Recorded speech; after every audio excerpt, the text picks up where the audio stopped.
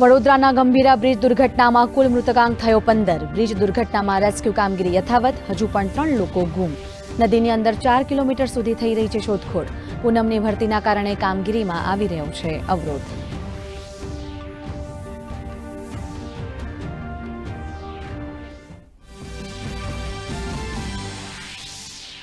કેવડિયા ખાતે યુનિવર્સિટીઓના કુલપતિઓની 2 દિવસીય પરિષદનું કેન્દ્રીય મંત્રી ધર્મેન્દ્ર પ્રધાને કર્યું ઉદ્ઘાટન. કહ્યું, વિદ્યાર્થી કેન્દ્રિત અભિગમ અપનાવવો તે આપણી પ્રાથમિકતા. ઓછા સમયમાં ઉત્તમ કામ કરનારી યુનિવર્સિટીઓની કરી પ્રશંસા. રાષ્ટ્રીય શિક્ષણ નીતિ 2020ના વિષયો અંગે ચર્ચા.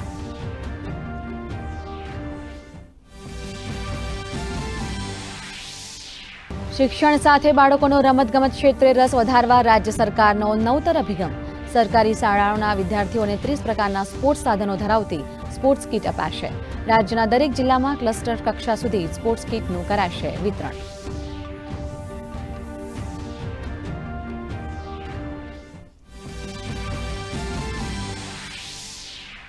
પ્રધાનમંત્રી નરેન્દ્ર મોદી 5 દેશોની સફળ યાત્રા બાદ સ્વદેશ પરત. યાત્રા દરમિયાન મજબૂતાઈથી રાખ્યો ગ્લોબલ સાઉથનો પક્ષ. કહ્યું, પોતાની તાકાત અને શરતો સાથે જ થશે ગ્લોબલ સાઉથનો વિકાસ.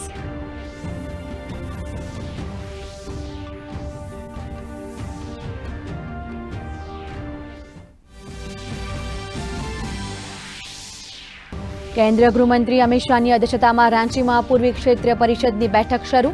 ઝારખંડ, બિહાર, પશ્ચિમ બંગાળ, ઓડિશાના પ્રતિનિધિઓ સાથે રાજ્યો દ્વારા પ્રસ્તાવિત મુદ્દાઓ અંગે ચર્ચા. મુખ્યમંત્રી હેમંત સોરેન, ઓડિશાના મુખ્યમંત્રી મોહન ચરણ માંઝી સહિત 70 પ્રતિનિધિઓ હાજર.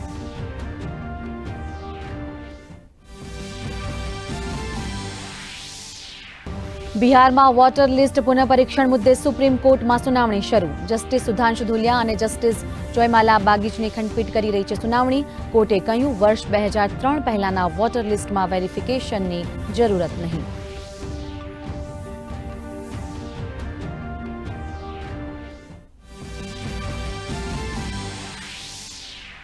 ગુરુવંદનાના પર્વ ગુરુ પૂર્ણિમાની આસ્થાભેર ઉજવણી. પ્રધાનમંત્રી નરેન્દ્ર મોદીએ દેશવાસીઓને આપી શુભેચ્છાઓ.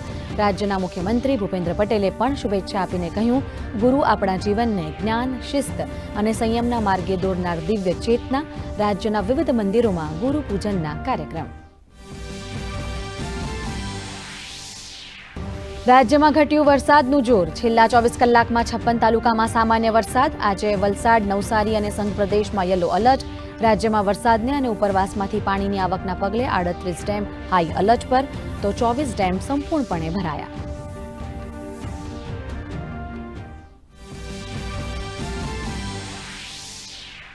ભારતીય હવામાન વિભાગની 15 જુલાઈ સુધી દેશના ઉત્તર અને પૂર્વ ભાગોમાં ભારેથી મધ્યમ વરસાદની આગાહી. 3 દિવસ માટે મધ્યપ્રદેશ, છત્તીસગઢ અને વિદર્ભમાં ઓરેન્જ એલર્ટ. હિમાચલમાં વરસાદી કહેર અને વાદળ ફાટવાથી 85ના મોત. દિલ્હીમાં વરસાદી પાણી ભરાતા આઈજીઆઈ એરપોર્ટ મુસાફરોને મેટ્રોથી એરપોર્ટ સુધી પહોંચવા કર્યું સૂચન.